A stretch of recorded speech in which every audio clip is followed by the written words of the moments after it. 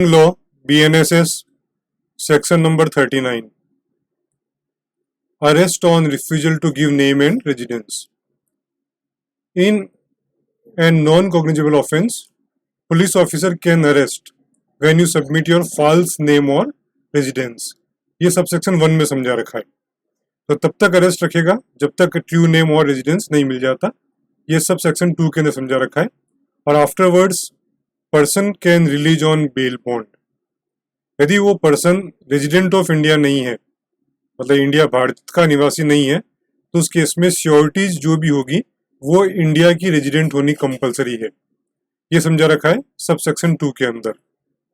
Suppose करो police officer को true name और रेजिडेंस 24 घंटे के अंदर भी नहीं मिलता है, तो उस केस के अंदर वो उस पर्सन को मजिस्ट्रेट के समक्ष पेश कर देगा और वहां से उसको कस्टडी में ले लिया जाएगा जब तक वो अपना ट्रू नेम और रेजिडेंस नहीं बताता और उसके बाद में बॉन्ड को एग्जीक्यूट नहीं करता तब तक के लिए. तो समझा रखा है सेक्शन नंबर 39.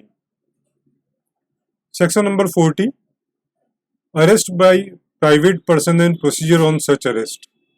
सपोज करो कोई non bailable and cognizable offence है या कोई घोषित अपराधी है, प्रोक्लेम्ड ऑफेंडर है, तो उस केस के अंदर प्राइवेट पर्सन भी उसको अरेस्ट कर सकता है. ये समझा रखा है सब सेक्शन 1 के अंदर. लेकिन 6 घंटे के अंदर उस पर्सन को जिसने नॉन बेलेबल और कॉग्निजेबल ऑफेंस किया है उसको पुलिस ऑफिसर को देना होगा और पुलिस ऑफिसर सेक्शन 35 के अकॉर्डिंग उसको कस्टडी में ले लेगा. इफ ऑफेंस इज, यदि पुलिस ऑफिसर के सामने लेके गए लेकिन ऑफेंस यदि नॉन कॉग्निजेबल है, तो उस केस के अंदर यदि नेम और रेजिडेंस मालूम नहीं चलता है उस पर्सन का, तब पुलिस ऑफिसर उसको अरेस्ट करेगा अकॉर्डिंग टू सेक्शन 39. तो इस सेक्शन के अंदर 3 सब सेक्शन है.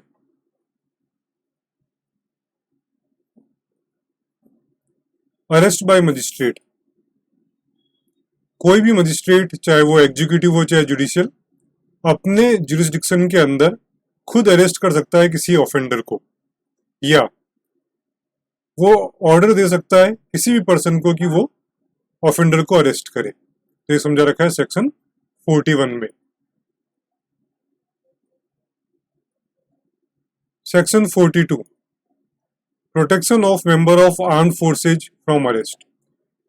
जो पर्सन मेंबर हैं आर्मी, नेवी, एयरफोर्स या यूनियन गवर्नमेंट की जो आर्म्ड फोर्सेज है उसके, तो उनको अरेस्ट नहीं किया जा सकता जब वो अपनी ऑफिशियल ड्यूटी को डिस्चार्ज कर रहे हो, तो उनको अरेस्ट नहीं कर सकते. अरेस्ट करने के लिए कंडीशन होगी कि उनको सेंट्रल गवर्नमेंट की परमिशन लेनी होगी. ये समझा रखा है सब सेक्शन 1 के अंदर. लेकिन किसी वजह से, दंगा फसाद की वजह से, यदि उस फोर्स को स्टेट गवर्नमेंट में ड्यूटी पे लगा रखा है, तो उस केस के अंदर स्टेट गवर्नमेंट की परमिशन आवश्यक रहेगी. तो एक इंपॉर्टेंट क्लॉज है, protection of members of armed forces from arrest.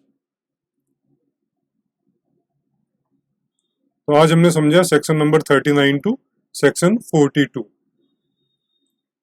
We develop teaching, learning and revision softwares. Our website is onepage1lecture.in.